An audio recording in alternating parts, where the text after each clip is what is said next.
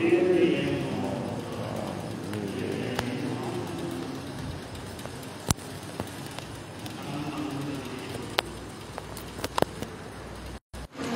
गुरुदेव एवं अत्र विराजित परम आदरणीय परम श्रद्धेय पूज्य गुरुदेव के पावन श्री चरणों में सच्चा नमन।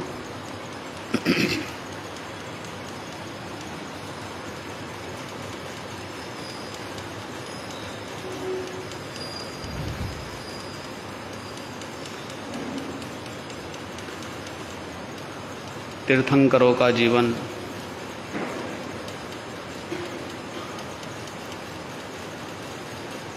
अनादि काल से अनगिनत आत्माओं के लिए प्रेरणा का स्थान बना है। तीर्थंकरों की वाणी विगत अनादि काल से हजारों नहीं, लाखों नहीं, करोड़ों नहीं, अनगिनत ऐसी भव्य आत्माओं के लिए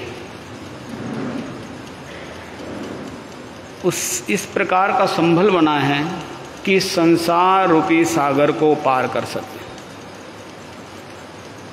व्यक्ति स्वयं कितना भी सक्षम हो, फिर भी कहीं ना कहीं उसे किसी ना किसी निमित्त की आवश्यकता पड़ती है। व्यक्ति के अंदर अनंत ज्ञान की संभावनाएं भरपूर है। आत्मा में अनंत ज्ञान है, अनंत दर्शन है, अनंत लब्धि है, अनंत बल वीर्य है। फिर भी जब आवरण हो तब क्या होता है? आवश्यकता पड़ती है।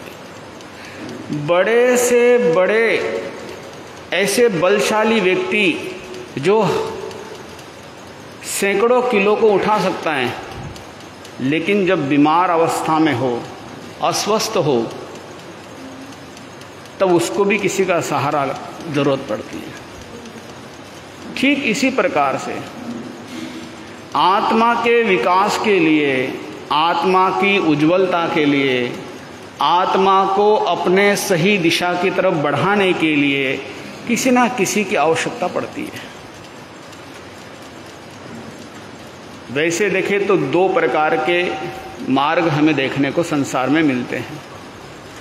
एक वो लोग हैं जो किसी को गलत रास्ते की तरफ लेके जाते हैं, विपरीत रास्ते की तरफ लेके जाते हैं, संसार को वृद्धि करने के, संसार को बढ़ाने के, संसार में और अधिक राग द्वेष कषाय को वृद्धि करने के मार्गों पे लेके जाने वाले, ऐसे रास्ते पे लेके जाने वाले लोग मिलते हैं। और कोई ऐसे भी मिलते हैं कि जो संसार को कम कराने की तरफ लेके जाने वाले मिलते हैं। इसमें सर्वश्रेष्ठ अगर कोई जैन दर्शन की अपेक्षा से है तो हम उसे तीर्थंकरों के स्थान पे मानते हैं।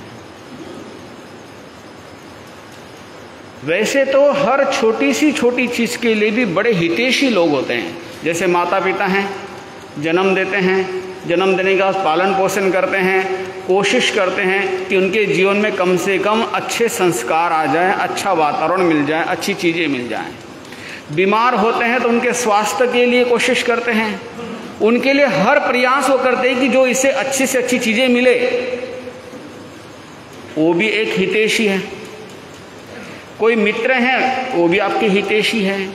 आपको पढ़ाने सिखाने वाले हैं, वो भी आपके हितैषी है। बहुत से लोग हैं जो छोटी से छोटी चीज़ में भी आपके हितैषी हैं, लेकिन उनका जो हित है वो सिर्फ भौतिक जगत तक सीमित वाला हित है। लेकिन इस भौतिक जगत को भी अगर कोई पार करा दे, भौतिक जगत का जो सुख है वो सुख कैसा है? क्षणिक है, थोड़े समय के लिए। अभी वस्तु ला के दे दी, हमने खा ली, थोड़ी देर के लिए संतुष्ट हो गए, उसके बाद वापस भूख लग गई। किसी ने कपड़े ला के दे दिए, हम खुश हो गए, थोड़े समय बाद वो भी खराब हो गए। किसी ने कोई वस्तु या कोई धन ला के दे दिया, वो धन थोड़े दिन के बाद खत्म हो गया, वो भी थोड़े समय के बाद खत्म हो जाएगा। साल, 2 साल, 5 साल, 10 साल, 20 साल, 50 साल। माता पिता जिस शरीर को जन्म देते हैं वो शरीर भी अगर आप देखिए वो भी एक 50, 60 साल, 70 साल, 80 साल, 90, 100 साल में खत्म हो जाता है। ये जितने सारे हितैषी लोग हैं वो सारे के सारे थोड़े समय के लिए हित वाले हैं, वो थोड़े समय को सुख देने वाले हैं।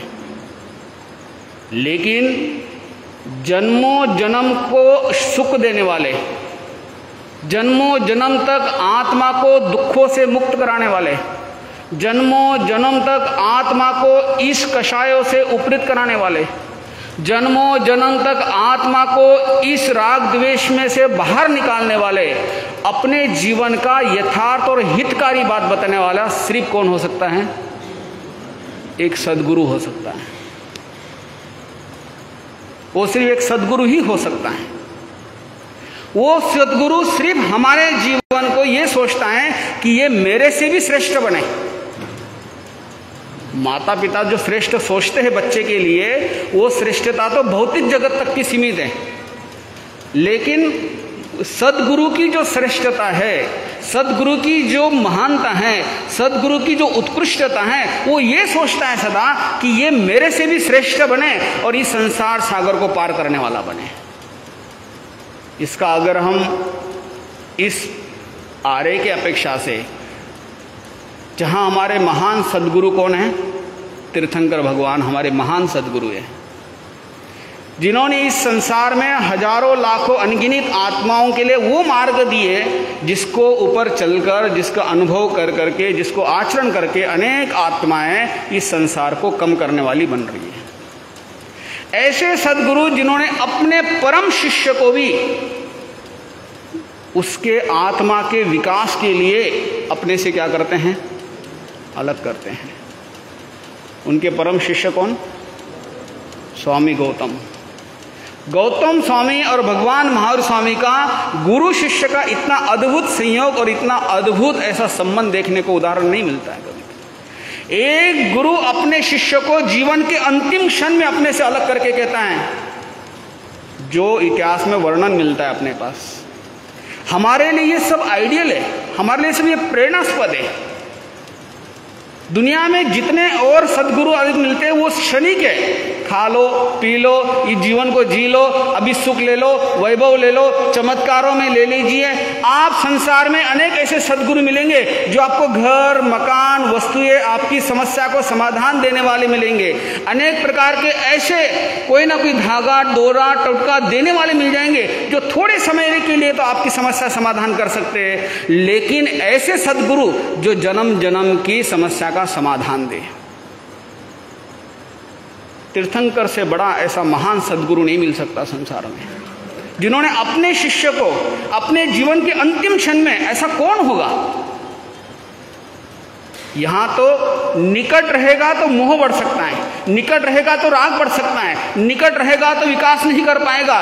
भगवान स्वयं उसके आत्मा के विकास के लिए, उसे विकास करने के लिए क्या करते हैं? अपने से दूर करते हैं। ये सिर्फ सद्गुरु कर सकता है। अगर बच्चा बीमार होता है तो माता पिता का हित इतना अच्छा होता है कि वो उसे खाने नहीं देते। जिस तकलीफ होती है, जिस वस्तु से तकलीफ होती है, वो वस्तु उसे नहीं देते हैं, सिर्फ हित की दृष्टि से। ऐसे तीर्थंकर प्रभु भी, ऐसे महान सद्गुरु जिन्होंने गौतम स्वामी जैसे को भी क्या किया? उस महान रास्ते के ऊपर भेज दिया, और वो रास्ता ऐसा आगे गया कि केवल ज्ञान तक प्राप्त करा दिया। जहां संसार कम हो जाए, जो संसार को कम कर दे, जो कषायों को कम करा दे, उसे ही महान सद्गुरु कहा जा सकता है। जो संसार को बढ़ाए वो सद्गुरु नहीं हो सकता है। वो मार्गदर्शक तो हो सकता है, वो थोड़े समय के लिए तो रास्ता बताने वाला हो सकता है, लेकिन सद्गुरु वो जो हमारे जीवन को, इस संसार को कम करने वाला बनेगा। ऐसे बहुत उदाहरण मिलेंगे। कैसे कैसे उदाहरण हमारे इतिहास में भरे पड़े हैं। एक बालक कभी जीवन में संतों के दर्शन नहीं करता हो, और जब संतों के दर्शन कहां, संतों ने आवाज लगाई, आवाज लगाकर जैसे उनके पास पहुंचा, उनके चरणों में सिर रखता है तो वो जीवन समर्पित हो जाता है। सदगुरु की महिमा अनंत है। सुनते ना बहुत बार, सदगुरु की महिमा अनंत है, जिसका अंत नहीं है, जो किसी अपेक्षा से भी अपने शिष्यों को वो सब कुछ देता है। जहां जहां संसार में अपेक्षा की वृत्ति से इतना कुछ चल रहा है, यहां हर व्यक्ति छोटे से छोटी क्रिया भी अगर करता है तो बिना अपेक्षा से नहीं करता है। व्यापार आप करते हैं, उसमें ही कुछ ना कुछ लेन देन का होता है। आप घर गृहस्थी में रहते, वहां भी लेन देन का विषय होता है।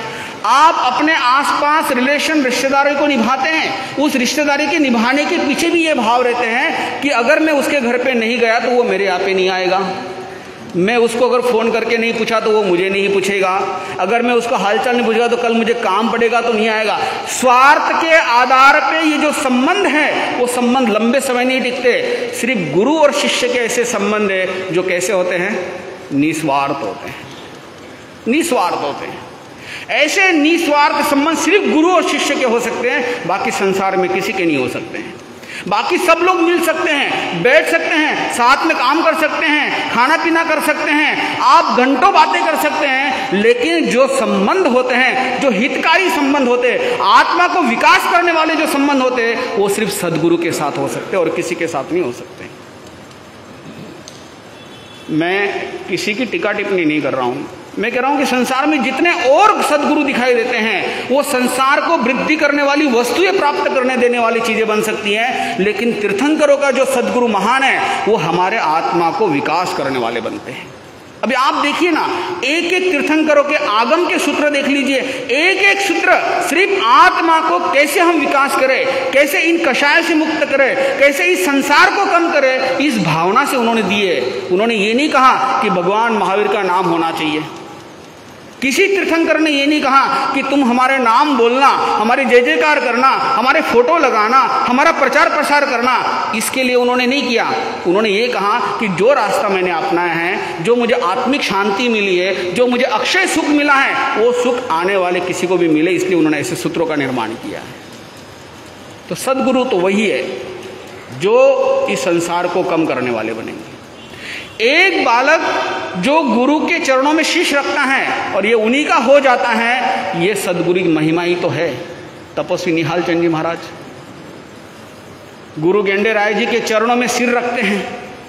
कल्पना कर सकते हैं उनका पूरा इतिहास, उनका पूरा जीवन आप अच्छे से जानते हैं, जिसने कल्पना नहीं की कि ये बालक कल कुछ बनेगा, लेकिन ये सिर्फ सदगुरु की ही महिमा है जिन्होंने उस शिष्य को उस लेवल पे बना दिया। और आज आप देखती है हजारों लोग उनको श्रद्धा से पूछते हैं।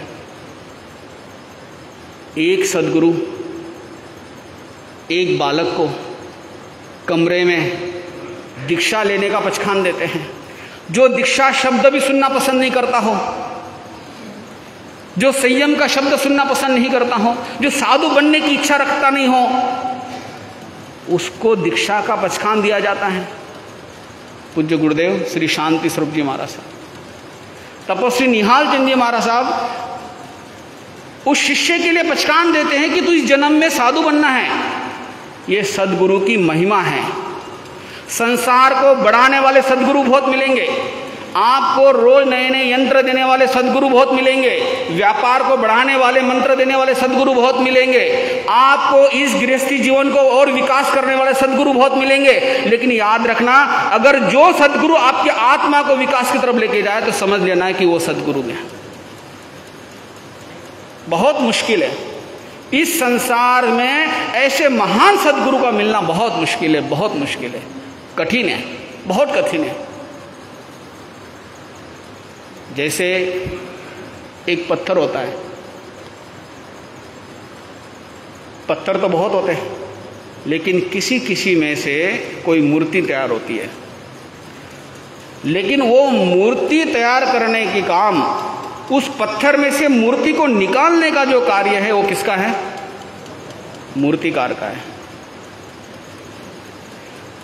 हम तो ऊपर से देखते कि मूर्तिकार ने कितनी मेहनत की, रात दिन मेहनत की उसने, लेकिन उस पत्थर ने भी बहुत सहा है, उस पत्थर ने भी इतनी क्षमता रखी है, उस पत्थर ने भी अपनी पूरी ताकत लगाई है, उस पत्थर ने भी इतनी क्षमता रखी कि उसका टूटने नहीं दिया अपने आप को। जितनी जहां जहां जिस जिस कोने से पत्थर को कम किया गया, टुकड़े किए गए, छीने हथौड़ी से जिसको तराशा गया, लेकिन पत्थर की दृढ़ता थी, पत्थर की क्षमता थी, पत्थर ने अपना समर्पण दिया हुआ था मूर्तिकार के सामने, इसलिए उस पत्थर में से वो मूर्ति कैसे वो प्रकट निकली और वो मूर्ति हजारों साल तक लोगों के लिए श्रद्धा का स्थान बन जाती है। एक पत्थर होता है जो सबसे नीचे होता है, पौड़ियों पे लगा रहता है ना, मंदिरों में देखते हैं आप, एक पत्थर होता है पौड़ियों के नीचे लगा रहता है जहां लोग चप्पल जूते उतारते हैं, नहीं। एक पत्थर होता है पहली सीढ़ी होती है जहां लोग हाथ लगाते हैं। उसके बाद का एक एक पत्थर आप देखिए लोगों के नजर में क्या हो जाता है, श्रद्धा का स्थान बढ़ता जाता है। जहां पर मूर्ति होती है उस मूर्ति के नीचे जो वेदिका होती है, उस वेदिका के पत्थर का भी देखिए आप कितना मूल्य बन जाता है। और वही पत्थरों में से एक पत्थर में से मूर्ति तराशी गई और वो मूर्ति क्या हो जाती है, सबके लिए श्रद्धा का स्थान बन जाती है। सद्गुरु बहुत बहुत पुण्यवाणी से, पिछले जन्म के अनंत पुण्यवाणी से, शुभ कर्मों के संयोग से कोई ऐसा निमित्त प्राप्त होता है।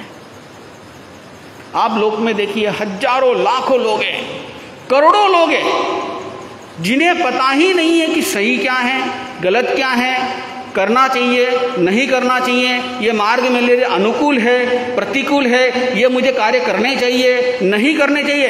ऐसे हजारों लोग करोड़ों लोग हैं जिनको नहीं पता। सिर्फ एक व्यक्ति उन अपने शिष्य को घड़ने के लिए वो प्रयास करता है।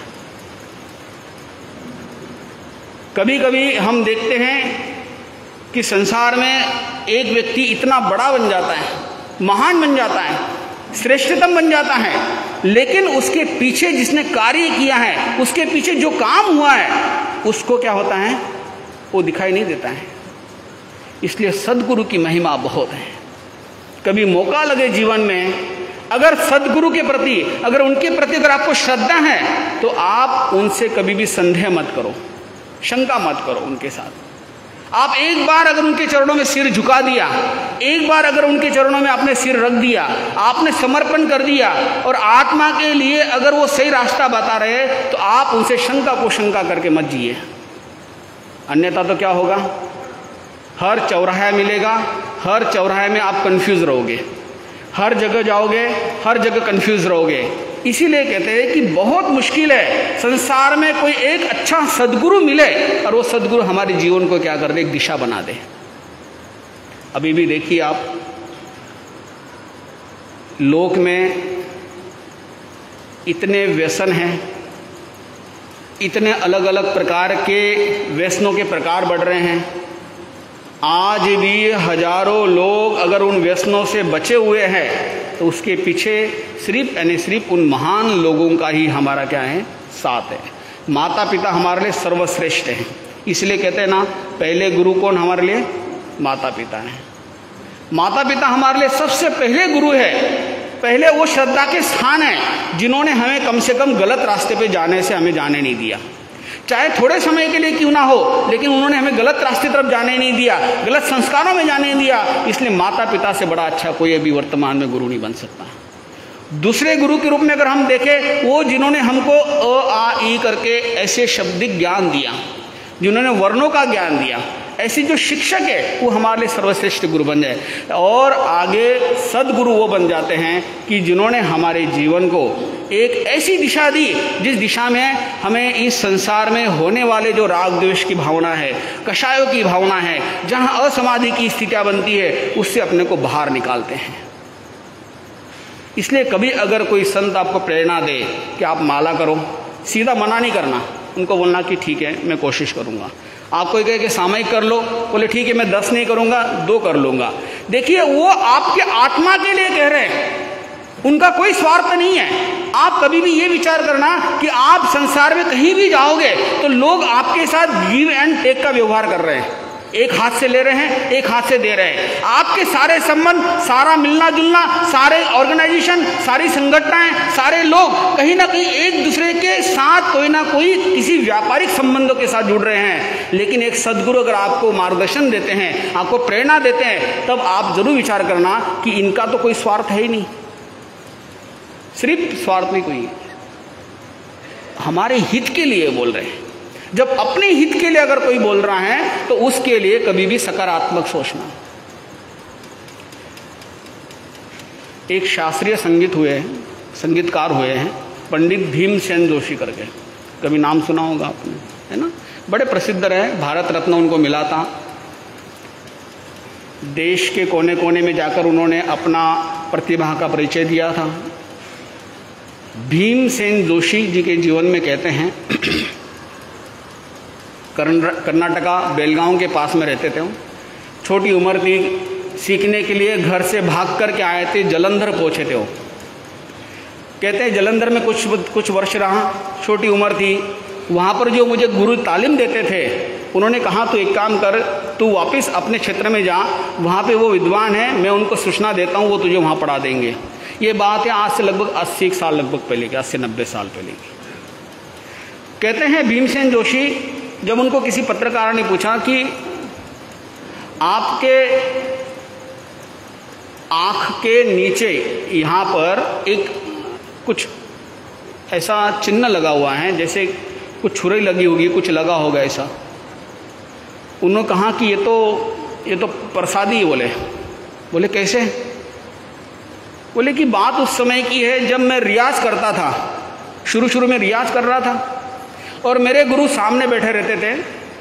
मैं रियाज करता था, गुरु सामने थे, मैं अभी अभी नया आया ही था और कहते कई दिन हो गए थे, लेकिन एक दिन की बात थी कि उन्होंने जो मुझे रियाज के लिए दिया था वो रियाज में ठीक से नहीं कर पा रहा था, मेरा चित्त एकाग्र नहीं हो पा रहा था। कहते सामने मेरे गुरु थे, रियाज में कर रहा था और वो पान खाते थे। पान खाते खाते सुपारी को अड़कित्ते से तोड़ रहे थे वो। अड़कित्ता समझ में आता है ना? सुपारी को काट रहे थे वो। पता नहीं उनके दिमाग में क्या आया, रियाज करते करते उनको इतना जल्दी गुस्सा आया, उन्होंने अड़कित्ता लिया और फेंक के मारा सीधा। वो सीधा मेरे यही लगा। बोले आँख मेरी बच गई, नीचे लगा, मेरा खून बह रहा है लगातार। गुरु उठकर नहीं आए, मैंने भी किसी प्रकार की कोई प्रतिक्रिया नहीं करी। उसी तरीके से रियाज बंद नहीं होने दिया और रियाज चलता रहा। आधे पौन घंटे के बाद वो उठे, मलम लाया, सफाई करी, मलम लगाया, उन्होंने मुझे आशीर्वाद दिया और कहते हैं कि वो जो चीज़ें हैं ऐसी चीज़ों से मैं तैयार हुआ हूँ। गुरु की डांट, गुरु की फटकार, गुरु का डांटना, गुरु का कहना, सदगुरु की बातें, ये हमारे लिए क्या होती है? प्रसाद के रूप में होती है। कहते हैं कि मैं इतना होने के बाद, करोड़ों रुपए होने के बाद भी मैं प्लास्टरी सर्जरी करके इसको ठीक कर सकता था, लेकिन मैंने इसको ठीक नहीं किया। मैं जब भी मुँह धोता हूँ तो मुझे याद आता है कि मेरे गुरु की प्रसादी है कि जो रियाज करते हो तो समर्पित होकर करने का, कि मेरे गुरु मेरे आसपास कहीं तो है जो मुझे देख रहे हैं। मैं उनके आगे पीछे कहीं पर भी हूँ, वो मेरे आसपास कहीं पर भी हैं, वो मुझे देख रहे हैं और मैं उनसे कभी भी अलग नहीं हो पा रहा हूँ। सदगुरु का जीवन बड़ा महान है, सदगुरु की महिमा बहुत विचित्र है, उसको समझने के लिए उतना समर्पण लगता है। आप जीवन में कहीं सब जगह अपेक्षा करना, लेकिन सदगुरु से कभी अपेक्षा मत करना। और वो सदगुरु को मानना जो हमारी आत्मा को उज्ज्वलता की तरफ लेके जाए, न कि संसार को बढ़ाने वाले की तरफ। मैं ये नहीं कहूँगा कि अगर कोई समस्या रहे तो आप समस्या का समाधान मत कीजिए, आप कीजिए। हर एक की अपनी अपनी समस्याएं, सहन नहीं हो पाता है, शारीरिक अवस्था अनुकूल नहीं हो पाती है, पारिवारिक समस्याएं बहुत बढ़ जाती हैं। लेकिन मैं फिर कहता हूँ, संसार को बढ़ाने वाले जो होंगे वो आपको समाधान देने वाले हो सकते हैं, लेकिन सदगुरु वही है जो आपके जीवन को क्या कर सकते हैं? वो संसार को कम करने वाले बनेंगे। और जो संसार को कम करने वाले बनेंगे, ऐसे सदगुरुओं का सानिध्य हमें सदा रखना चाहिए। तो जैन दर्शन की अपेक्षा से हमारे सदगुरु तीर्थंकर के रूप में रहेंगे। और यही सद्गुरु के चरणों में हम आज गुरु पूर्णिमा के दिन में श्रद्धा और नमन करते हैं। जैसे हमें उन्होंने संयम दिया, ऐसे पूज्य गुरुदेव श्री सुमति प्रकाश जी महाराज साहब, जिनके वो ऐसे सद्गुरु थे जिन्होंने इस संयम मार्ग पे लाके हम जैसे को संसार को कम करने का उन्होंने मार्ग प्रशस्त किया है। इसलिए ऐसे सद्गुरु के प्रति हम उन्हें नमस्कार करते हैं।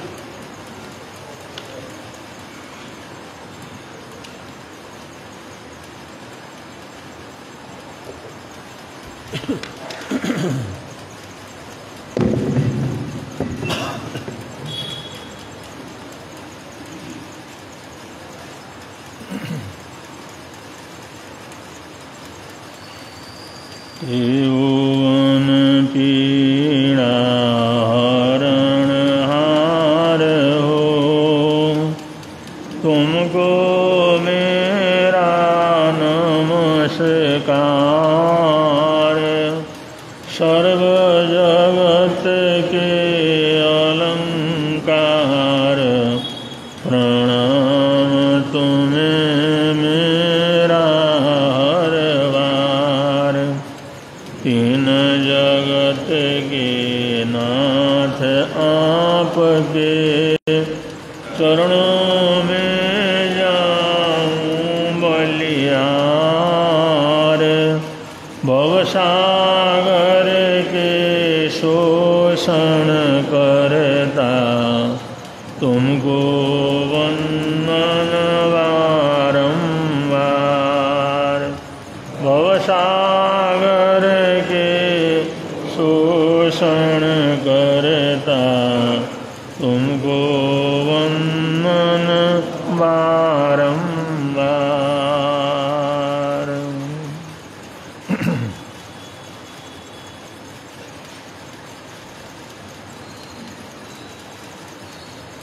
आज आषाढ़ शुदी पूर्णिमासी गुरु पूर्णिमा का दिवस है।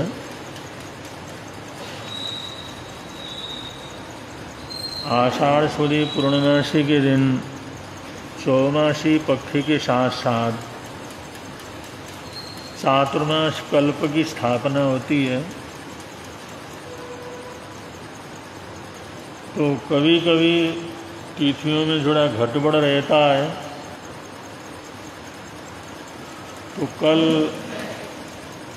आषाढ़ शुदी 14 के शाम को 6 बजे के करीब पूर्णिमासी प्रारंभ हुई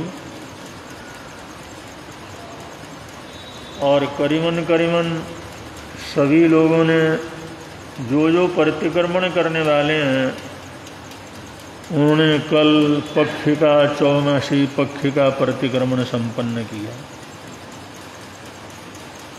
और जितने भी साधु साध्वियाँ चातुर्मासार्थ अपने अपने क्षेत्रों के अंदर पधारे हैं, कल के सायंकालिक प्रतिक्रमण के साथ साथ ये चतुर्मास कल्प उनका प्रारंभ हो जाता है। और इसी को अपने दिगंबर परंपरा में, श्वेतांबर परंपरा में चतुर्मास की कलश स्थापना के रूप में भी मनाते हैं कि 4 महीने के लिए हम धर्म ध्यान के कलश को स्थापित कर देते हैं, जिससे 4 महीने ज़्यादा से ज़्यादा धर्म ध्यान करके अपने जीवन के कलश को सुंदर रूप से सुखद बना सकें, पुण्यवानी से भर सकें। तो आज का ये पर्व बड़ा महत्वपूर्ण पर्व है जो 4 महीने तक लगातार चलने वाला है। और करीबन सारे पर्व दिन ये चतुर्मास कल्प के अंतर्गत आ जाते हैं। ऐतिहासिक अनेक प्रसंग आ जाते हैं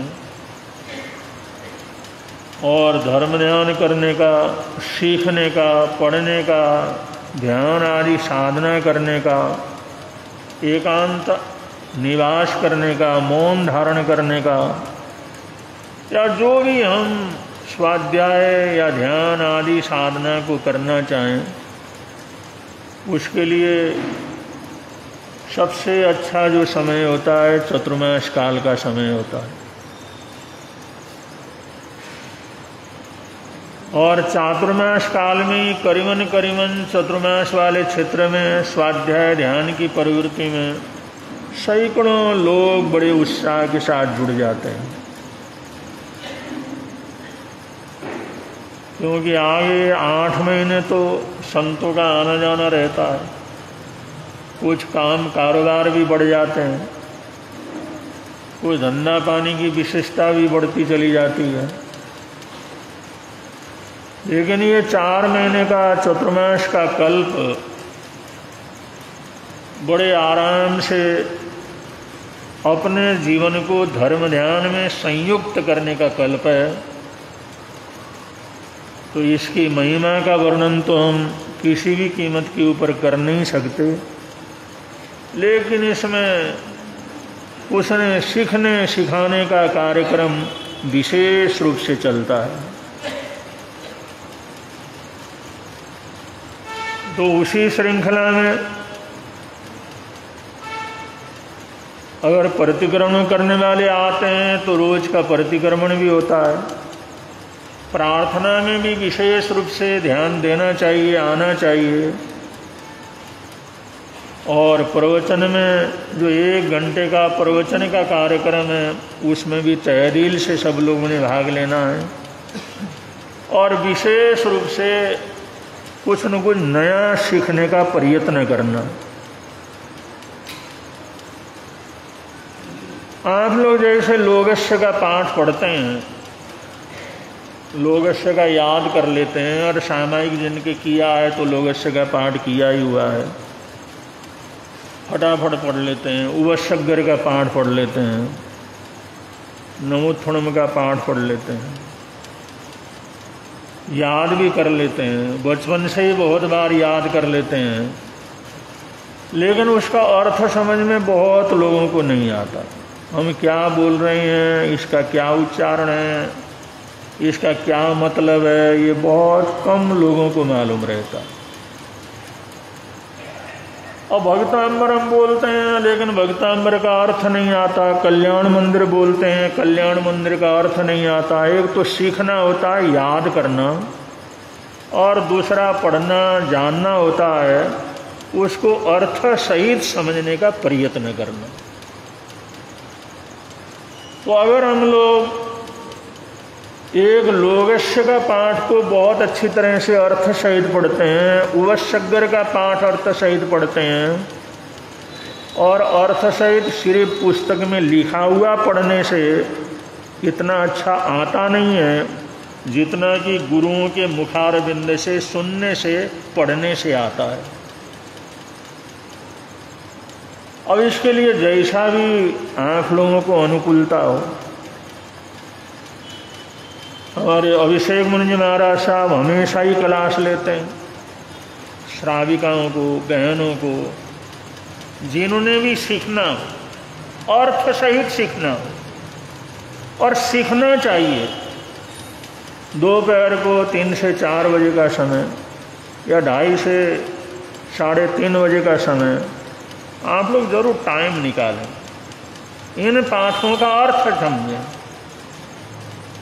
और हमारे प्रबुद्ध मुनि जी महाराज साहब भी पीछे भी लगातार क्लास लेते रहे, कोई न कोई सूत्र, कोई न कोई शास्त्र, कोई न कोई प्रसंग अगर हम पढ़ते हैं तो पढ़ते पढ़ते बहुत सी चीज़ें खुलती चली जाती हैं। और आधा घंटा 1 घंटा आए तो पूरा 1 घंटा बैठने की भी ज़रूरत नहीं। अगर 15-20 मिनट भी हम कुछ न कुछ थोड़ा थोड़ा पढ़ते हैं, या शाम को अनुकूलता होती है तब भी संत बैठते ही हैं। हमारे आशीष मुनि जी महाराज भी हैं। और बच्चों के लिए हम बड़े संत सभी संभालते हैं, और तीर्थेश मुनि जी ने भी कहा है भाई बच्चों की क्लास बराबर हम लोग चला लेंगे। तो ये समय है कुछ न कुछ सीखें, हम कुछ न कुछ पढ़ें और कुछ न कुछ अभ्यास करें। चातुर्मास समिति के संयोजक श्री पुष्कर जी ने बतलाया है उन्होंने कहा भाई आप सूचना कर दें हमारी तरफ से, कोई भी 14 साल से लेकर के 27 साल तक का कोई भी युवक युवती बालक अगर जो 121 अगर जो है वो सामायिक करेंगे तो उनको हम विशेष रूप से पुरस्कार प्रदान करेंगे, उनका सम्मान करेंगे। या जिन्होंने भक्तांबरपुरा का पूरा अर्थ सही सीखना हो या प्रतिक्रमण याद करना हो, सामायिक के पाठ जिसको नहीं आते हैं वो उसको याद करे अच्छी तरह से, अर्थ सहित करे तो बहुत ही अच्छी बात है। वो भी जो विशेष रूप से स्वाध्याय करेंगे, सामायिक करेंगे, चातुर्मास में 121 सामायिक पूरी करेंगे, उनका हम समिति की तरफ से बहुमान करेंगे, मान सम्मान करेंगे। उनका उत्साह बढ़ाने के लिए ये भी बात आप लोग अपने घर परिवार तक पहुंचा सकते हैं, जिससे कम से कम इस उम्र के 14 से लेकर के 27 तक के जो अगर हमारे युवक युवतियाँ अगर ये थोड़ा सामायिक का अभ्यास कर लें, 1 घंटा बैठने का कुछ न कुछ अभ्यास करें, तो ये दौलत जिंदगी भर काम आने वाली दौलत है। ये संस्कारों की दौलत बड़ी अद्भुत दौलत होती है, न मालूम कब हमारी पुण्यवाणी को उदय के अंदर लाने वाली होती है, पता नहीं किस समय हमारे को कष्टों से बचाने वाली होती है। इसलिए ये जो पढ़ने का स्वाध्याय का ये भी जरूर आप लोगों ने प्रयत्न करना है। वैसे तो यहाँ पर स्वाध्याय मंडल हमारी बहनों का बना हुआ है, श्राविकाओं का, और हर महीने उनकी क्लास भी लगती है। और कल भी बड़ी संख्या में स्वाध्याय मंडल की बहनों ने 1 घंटे तक हमारे अभिषेक मुनि जी महाराज साहब से मार्गदर्शन लिया। और आगे भी रोज का भी आप लोग कार्यक्रम चला सकते हैं, 1 घंटे का, आधा घंटे का, और सभी लोगों के लिए सीखना चाहिए और ये जानना चाहिए। यही तो गुरुओं का मान है, गुरुओं का सम्मान है। गुरु का मतलब उनसे हम कुछ न कुछ ज्ञान लें, कुछ न कुछ सीखें, कुछ न कुछ जानें और उसका उपयोग करें। यही जीवन की सबसे बड़ी दौलत है। और यही गुरु पूर्णिमा का क्या है महत्व है। गुरु पूर्णिमा का मतलब है कि गुरुओं के मुखारविंद से कुछ न कुछ सीखने की एक परंपरा प्रारंभ करें।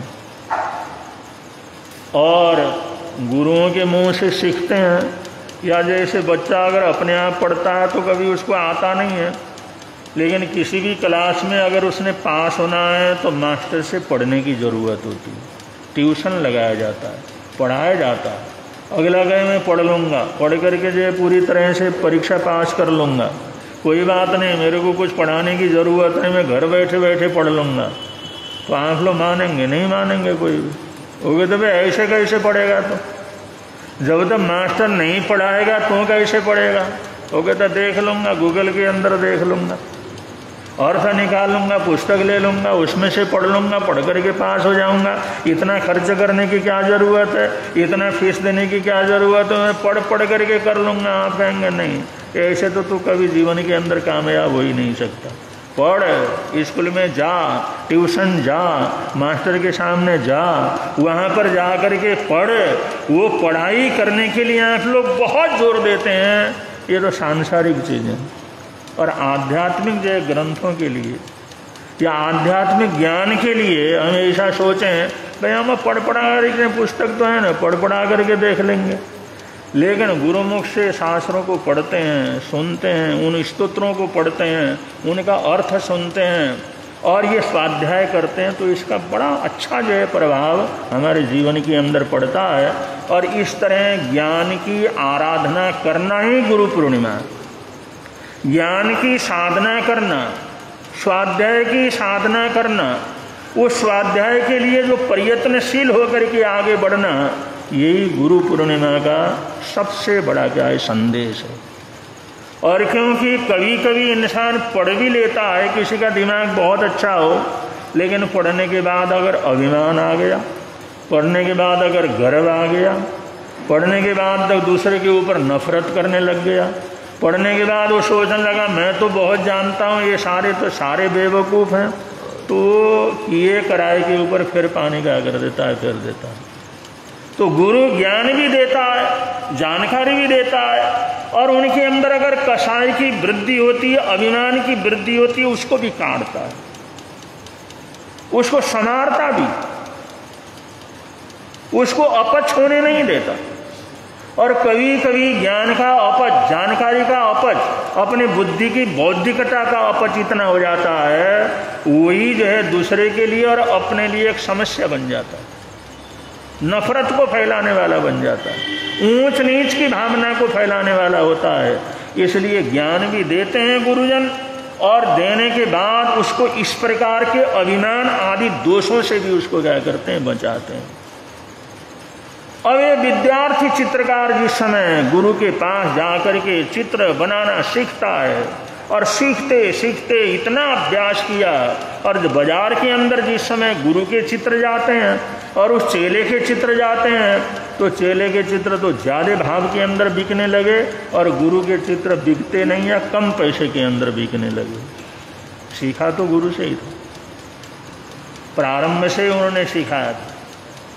चित्रकार जो आचार्य थे उन्होंने सिखाया, बहुत अच्छी तरह से सिखाया, लेकिन धीरे धीरे गुरुजी के चित्र तो पीछे रह गए, और चेले के चित्र बाजार के अंदर बड़ा भारी उन्होंने तहलका मचाया।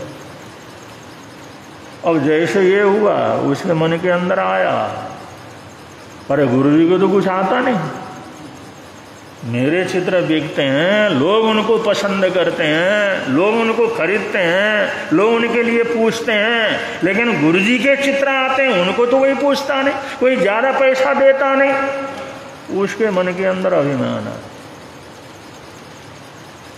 और जब अभिमान आता है तो जैसा मन होता है वैसे कोई न कोई शब्द मुंह से निकल जाता है। क्रोध होता है तो क्रोध का शब्द निकलेगा, अभिमान होता है तो अभिमान के निकलेंगे, लालच अगर भरा हुआ तो लालच के शब्द निकलेंगे। जब शब्द निकलते हैं वह आचरण हमारा उस तरह से बोलने लगता है, हमारा उठना बैठना चलना फिरना वो सब बतलाने लगता है कि हमारे जीवन के अंदर किस बीमारी की ज़्यादा हो गई है। अगर क्रोध के अंदर उठता बैठता उसका पता लग जाता है, अभिमान के ऊपर उठता बैठता चलता फिरता उसका पता लग जाता है। गुरु ने देखा चेले को बहुत अभिमान हो गया, इसकी जो हरकत है, इसका जो उठना बैठना है, इसका चलना फिरना है, या इसका मेरे सामने आना बोलना है, वो सारा बदल गया। योग्य तो है, ये तो मेरे से भी आगे बढ़ गया है, लेकिन इसके अंदर वो बीमारी क्या हो गई, पैदा हो गई। तो उन्होंने सोचा इस बीमारी को काटे बगैर ठीक नहीं रहेगा, ये तो इसकी कलाई इसको डुबा करके रख देगी, इसकी जो सफलता आई है वो इसके जीवन की असफलता का कारण बन जाएगा। अब ये कौन सोचता है? या तो माता पिता सोच सकते हैं या गुरुजन सोच सकते हैं। ये वही सदगुरु होते हैं, गुरु होते हैं जो उनको फिर संवारने की चेष्टा करते हैं। वो जानते हैं मैं इनको संवार करके रखना। और एक माली होता है, कौन से पौधे को तराशना है, करना है, पानी देना है, नहीं देना है, खाद देना है, नहीं देना है, तो माली जानता है ना। वो तो वही संवारता है, वो जैसा वो चलते रहें तो फिर वो उस हिसाब से आगे बढ़ नहीं सकते। तो गुरुजी ने जिस समय एक बार कहा भाई ऐसा चित्र बनाओ जिसके अंदर कोई दोष न रहे, कोई कमी न निकाल सके। मैं नहीं सोचता कि मेरे शिष्य के चित्र में, उसकी कला में कोई कमी निकाल सके। ऐसा बनाओ जो दुनिया के सामने रखें तो दुनिया उसके अंदर कोई कमी न निकाल सके। ऐसा चित्र बनाओ, सारी कला लगा दो, सारी ताकत लगा दो। अब तक तुम्हारे को जो कुछ भी मैंने सीखा सारे गुर लगा दो, ऐसा चित्र बनाओ जो अपने आप में अद्भुत हो। जब गुरु ने उसके अभिमान को थोड़ा सा सहारा दिया, पुश किया, तो उसको बड़ा आनंद आया। उसने बढ़िया चित्र बनाया, ऐसा अद्भुत चित्र बनाया, गुरुजी के सामने ला करके रखा। कोई कमी तो नहीं इसमें? उन्होंने कहा नहीं गुरुजी, कोई कमी नहीं निकाल सकता इसके अंदर, ऐसा अद्भुत चित्र है ये, मैंने सारी कलाकारी इसके अंदर लगाई है। मैंने कहा ठीक है ऐसा करो, तुम्हारे चित्र के लिए तो लोग तरसते हैं, छोटे से लेकर के बड़े तक इतने हैं जो तुम्हारे चित्र के लिए आकर्षित रहते हैं, वो खरीदना चाहते हैं, देखना चाहते हैं।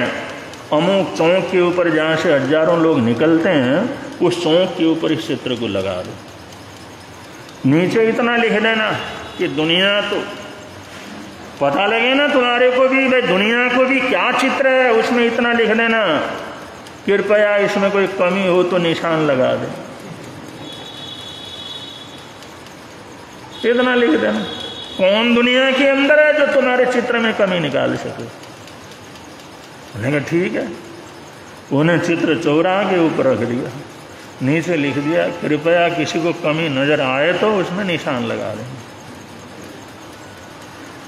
उन्हें सोचा आज तो पूरे इलाके में, पूरे शहर में मेरे नाम की चर्चा होगी, हमारे चित्र की चर्चा होगी। जिस समय शाम को उन्होंने भेजा, भाई जाके देखी आओ कितने लोगों ने देखा, क्या हुआ। अब जाकर के देखा तो उस चित्र में हजारों निशान लगे हुए थे। चित्र का तो अता पता ही नहीं। जो भी आता पहले बड़ा अच्छा सा बड़ा सुंदर चित्र है, फिर वो देखता क्या लिखा हुआ, कहीं कमी हो तो निशान लगा देना। फिर कमी तो क्या है, दुनिया के लोग सबको कहीं ना कहीं कमी नजर आती। वो नीचे कुची रखी हुई थी, स्याही रखा हुआ था, रंग रखा हुआ था, उन्हें दिया था रख देना वहाँ पर। कोई जो उसमें कमी निकालने वाला तो है नहीं, लेकिन कहीं सिर से लेकर के पैर तक उस चित्र में पता नहीं कितनी कमियां निकालनी और कितने जगह पर निशान लगा दिया। वो जो है जिस समय चित्रकार गया, वो चेला जा कर के देखा तो उसके जमीन की पैरों तले जमीन खिसक गई। इतना अरे ऐसे चित्र का ये नाश कर दिया पूरी तरह से। इतना परेशान हुआ, इतना दुखी हुआ, इतनी मेहनत की थी, इतना परिश्रम की थी, 5-7 दिन तो उसको समझने में लग गए कि ये हुआ क्या। ऐसे अद्भुत चित्र जिसको खरीदने के लिए लोग तरसते हैं और इसके ऊपर इतने निशान लगा दिए। कोई जगह छोड़ी नहीं जहां पर कोई कमी ना हो। क्या मैं इतना बेवकूफ है, क्या इतने गलतियां थी उसके अंदर, और उसको कुछ समझ में नहीं आया। जिस समय थोड़ा ठंडा हो गया, क्योंकि कुछ भी बात हो जाती है, दुख आता है तो धीरे धीरे ठीक हो जाता है, गमी आती है वो भी धीरे धीरे ठीक हो जाती है, परेशानी आती है धीरे धीरे इंसान एडजस्ट कर लेता है, गर्मी आती है तो गर्मी का एडजस्ट कर लेता है, सर्दी आती है तो सर्दी का एडजस्ट कर लेता है, धीरे धीरे कर लेता है। सारी प्रकृति करती है, सारे पशु पक्षी ऐसे ही करते हैं। वो बड़ा दुखी हुआ, इतना दुखी हुआ, जिंदगी के अंदर ऐसा दुख उसको कभी नहीं हुआ। और जिसको अभिमान होता है, उस अभिमान के ऊपर कोई चोट पड़े तो फिर दुख का तो कोई हिसाब किताब नहीं। इसलिए कहते हैं अभिमान मत करो, मान मत करो, किसी भी चीज का मान मत करो। अभिमान के ऊपर जरा सी भी चोट पड़ती है तो सारी आत्मा, सारा शरीर, उसका शरीर का अंग अंग तिलमिला उठता है और बड़ी तकलीफ होती है, बड़ी तकलीफ होती है। गुरु ने देखा कुछ समय के बाद उसकी तकलीफ थोड़ा दूर हुई है। उन्होंने कहा बेटा ऐसा थोड़ी काम चलेगा, एक चित्र मेरे कहने से और बना लो। उन्होंने कहा नहीं गुरुजी, कुछ नहीं बनाना, मैं कोई चित्र वत्र नहीं बनाता हूँ, देख लिया सब कुछ। उन्होंने कहा एक बना लो। मैं कह रहा हूँ एक चित्र बना,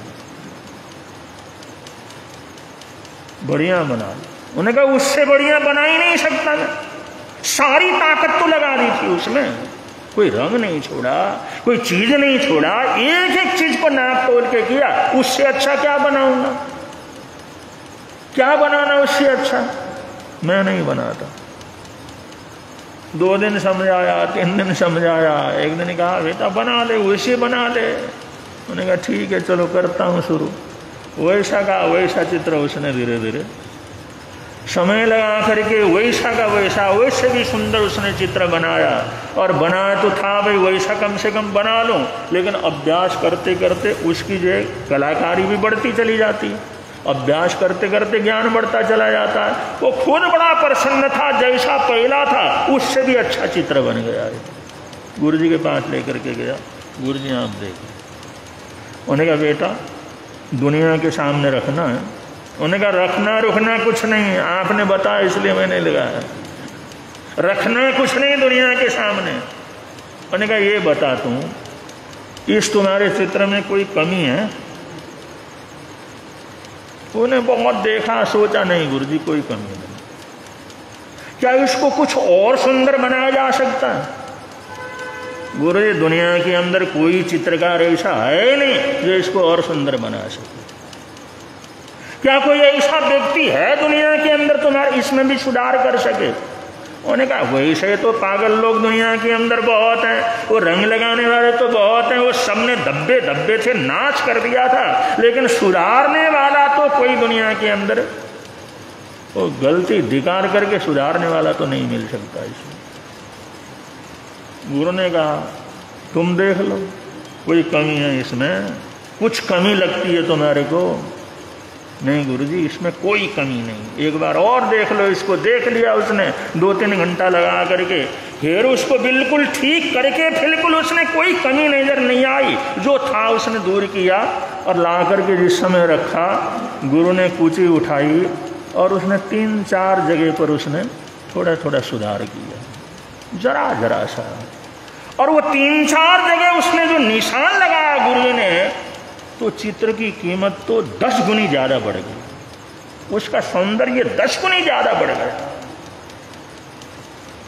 मुझे मैंने तो इतना प्रयत्न किया, कहीं पर भी जो है कोई निशान मेरे को कमी नजर नहीं आई, और हमने 5-7 जगह पर इसको ठीक कर दिया। उन्होंने कहा बेटा दुनिया के अंदर रहने वाले लोग सिर्फ कमी को देखते हैं।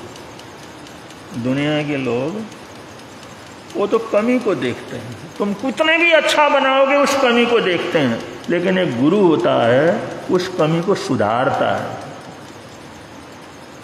वो कमी को देखता ही नहीं, उसको सुधार देता है, उसकी कीमत को बढ़ा देता है। उसने चरण पकड़ लिए, उसने कहा गुरुजी मैं बहुत मूर्ख था, मैंने अपने आप को आपसे ज्यादा बड़ा समझने लगा। क्या मेरे चित्र बिकने लगे, मैंने सोचा गुरु से भी बड़ा हो गया। आपने बहुत अच्छा किया, जो मेरा अभिमान था, मेरा गर्व था, मेरी नासमझी थी, मेरा अंधकार था, जो मेरा जो ज्ञान था, उसको आपने तोड़ दिया। वरना इस चित्र में तो कोई दोष नहीं निकाल सकता बेटा, कोई सदगुरु निकाल सकता है, और सदगुरु दोष नहीं निकालता, उसको ठीक कर देता है। सदगुरु जो गुरु होता है वो दोष दे करके, दोष निकाल करके किसी को अपमानित नहीं करता, बस उसके दोष को निकाल करके ठीक करके उसके महिमा को और बढ़ा देता है, उसकी गरिमा को और बढ़ा देता है, उसके मूल्य को और बढ़ा देता है। बंधु ऐसे गुरु का मिलना तो बहुत ही मुश्किल का काम होता है। और गुरु के लिए तो क्या नहीं कहा, गुरु ब्रह्मा गुरु विष्णु गुरु देवो महेश्वर गुरुरेक परम ब्रह्म तस्मै श्री गुरवे नमः। मतलब इससे ज्यादा स्तुति क्या हो सकती, इससे ज्यादा महिमा क्या हो सकती है, इससे ज्यादा सम्मान क्या हो सकता है, इससे ज्यादा बड़ी स्तुति क्या हो सकती है। गुरु ब्रह्मा गुरु विष्णु गुरु देव महेश्वर गुरुरेक परम ब्रह्म तस्मै श्री गुरवे नमः। ब्रह्मा विष्णु महेश और परम ब्रह्म से भी अगर कोई बड़ा है तो दुनिया के अंदर गुरु है। और हर गुरु ऐसा नहीं होता, और शिष्य के लिए गुरु और गुरु के लिए शिष्य होता है। जहाँ उसकी आत्मा कनेक्शन जुड़ जाती है, श्रद्धा जुड़ जाती है, भक्ति जुड़ जाती है, उसकी आत्मा का तार मिल जाता है, फिर वो उसका गुरु क्या करता है। कोई एक ही गुरु दुनिया के अंदर ऐसा नहीं है, पर जिससे हमारे जीवन को पूरी तरह से पार कर दे, उतार दे, अपने जीवन को ऊंचाई दे, हमारे को बुराइयों से रोके, अच्छाई की तरफ अपने आप हमारे को चलने की प्रवृत्ति बन जाए, ऐसी शक्ति भर दे, ऐसा सदगुरु होता है। एक बार सदगुरु मिल जाता है तो आमूल चूल जीवन हमारा परिवर्तित हो जाता है। इसी को गुरु पूर्णिमा कहते हैं। और गुरु पूर्णिमा ये वो है जब श्री खूबचंद जी महाराज साहब ने संथारा पूर्वक अपने जीवन को संपन्न किया था 1971 में।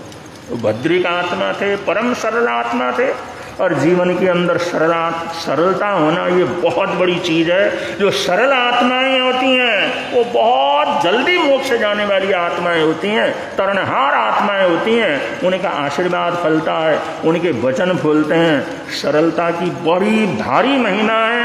ऐसे महिमा को धारण करने वाले महापुरुष थे पूज्य श्री खूबचंद जी महाराज साहब। उन्होंने दुनिया का अनंत अनंत उपकार किया। उन्होंने बहुत सूत्र श्री फूलचंद जी महाराज साहब दुनिया को दिए। उन्होंने शांति स्वरूप जी महाराज साहब जैसा भद्रिक महापुरुष, अद्भुत ज्ञान का भंडार, वो दुनिया का तारणहार हुआ आत्मा संसार को दिया। कितना बड़ा उपकार है श्री खूबचंद जी महाराज साहब का। अनंत अनंत उपकारी हैं खूबचंद जी महाराज साहब। उनकी पुण्यतिथि में हम सब उनके प्रति श्रद्धा के सुमन अर्पित करते हैं और उनकी कृपा दृष्टि हमेशा हमेशा बनी रहे, ऐसी हार्दिक हार्दिक मंगल कामनाएं करते हैं। आज इस गुरु पूर्णिमा के अवसर पर छेड़ दिल्ली से श्री प्रमोद जी जैन सफीदो वाले और चंद्र प्रकाश जी जैन सफीदो हरियाणा से दोनों जन पूरे संग लेकर के यहाँ पर पहुँचे हैं। तो ये दोनों गुरु भक्त परिवार हैं, आराध्य गुरुदेव के प्रति अटूट श्रद्धा सद्भावना रखने वाले। हर महीना 15 दिन और महीने महीने के बाद आँख का चक्कर लगता ही रहता है, और करीबन वो आते हैं तो कुछ न कुछ गुरुदेव का कुछ बना लिया। कभी उन्होंने सिक्के बांटे, कभी उन्होंने बैग बांटे, कभी उन्होंने सामायिक के बैठकें बांटे। कुछ न कुछ जो है ये गुरुदेव के नाम से जो करते ही रहते हैं। जब से संपर्क में आए, जब से सफीदो गुरुदेव का जाना हुआ ये 75-76 के अंदर, और तब से आप जुड़े हुए हैं और लगातार गुरुदेव के प्रति अटूट श्रद्धा रखते हैं। श्री प्रमोद जी जैन दिल्ली रहते हैं और चंद्र प्रकाश जी जैन आप खुद ये सफीदो मंडी हरियाणा के अंदर ही रहते हैं। पूरे संघ के साथ आप यहाँ पर आए हुए हैं। आप लोगों को बहुत बहुत मंगल कामनाएं सद्भावनाएं देते हैं। इन्हीं सद्भावनाओं के साथ आज के वक्तव्य को विराम देते हुए आखिर जो भजन बोलते हैं बड़े प्रेम से आप लोग बोलेंगे। मिलता है प्रभु की वाणी से, मिलता है आनंद प्रभु धर्म लगता प्यारा प्यारा, धर्म लगता पापों की वह बहती धारा, पापों की वह बहती हो जाती है बंद प्रभु की वाणी से, हो जाती है बंद प्रभु की वाणी से। मिलता है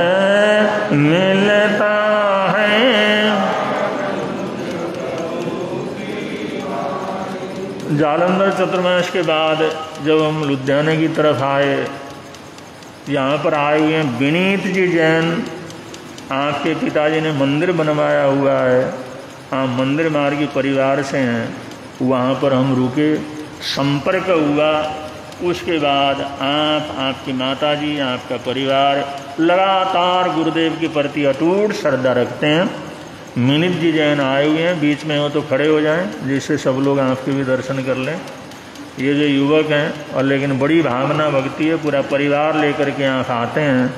उसी गुरु भक्ति की श्रृंखला में आज आप यहाँ पर आए हुए हैं, परिवार सहित बच्चों सहित समय समय पर आते रहते हैं। उनके लिए भी हमारी हार्दिक हार्दिक मंगल कामनाएँ हैं, हार्दिक हार्दिक सद्भावनाएँ। आज के प्रत्याख्यान जिन भाई बहनों का एकासना भी आसना हो तो खड़े होकर के एकासनों का प्रत्याख्यान आप लोग लें। आप लोगों के एक आसने के बेले बेले करीबन हो गए हैं, तो एक आसने के बचखाना रही हम तस्वंते परिकौन न करें त्याग वो सर तपस्या करने वालों को। और आज का वैसे तो लड़ी भी चल रही है, आज का आयमिल, वैसे तो आयमिल का बेला भी हो चुका है, किसी ने पचखान करवाया था। आज का आयमिल हो तो आज के आयमिल का पचखान, आज के आयमिल का बचखाना आपका आज का आयमिल ऐसा तस्वंते परिकौन न करें त्याग वो सर। आज के तिवियार उपवास का प्रत्याख्यान, आज का तिवियार उपवास, जिन भाई बहनों का तिवियार उपवास हो, किसी का हो तो आप लोग पचखान कर लें। और आप लोग अपने अपने मन के अंदर कोई ना कोई पचखान मन धारणा के रूप में पचखान कर लें अपने अपने मन में। 1 घंटा झूठ नहीं बोलेंगे, 1 घंटा किसी को गाली गलौच नहीं करेंगे, या 1 घंटे के लिए लड़ेंगे झड़ेंगे नहीं, 1 घंटे के लिए जो है हम 2 घंटे के लिए 3 घंटे के लिए अन्न पानी का छोड़ देंगे, या जो इतनी सब्जियां हैं उनमें से छोड़ देंगे, या रात्रि भोजन को छोड़ देंगे, या 1 माला जो है नमकार मंत्र की करेंगे, 5 माला करेंगे, या 5 मिनट का ध्यान करेंगे। कुछ भी आप लोग अपने अपने मन के अंदर धारण करें, क्योंकि हम करा देते हैं तो कर लेते हैं, लेकिन जब हमारी छुट्टी हो जाती है तो तुम्हारी भी छुट्टी हो जाती है। तो ऐसा अभ्यास करोगे भाई, एक एक तो हमने धारण करना है, तो ये आदत आप लोगों की बढ़ती रहेगी। तो एक चीज़ आप लोग सोच लें, जैसा भी जो भी आप लोग कर सकते हैं अपने मन धारण के अनुसार पचखान। इतनी सब्जियां हैं, इतनी चीज़ें हैं, कोई ना कोई चीज़ हम छोड़ सकते हैं, त्याग कर सकते हैं। 1 रुपया का दान करेंगे, सेवा करेंगे, कुछ भी ले सकते हैं। आप लोगों की अपनी अपनी मन धारण के अनुसार सामूहिक रूप से पचखान अरियंत तस्वंते परिकौन त्याग वो सरे। बोलिए भगवान महावीर स्वामी की जय। अब समिति की तरफ से सूचनाएं हैं और सूचनाओं के बाद मंगल पाठ होगा।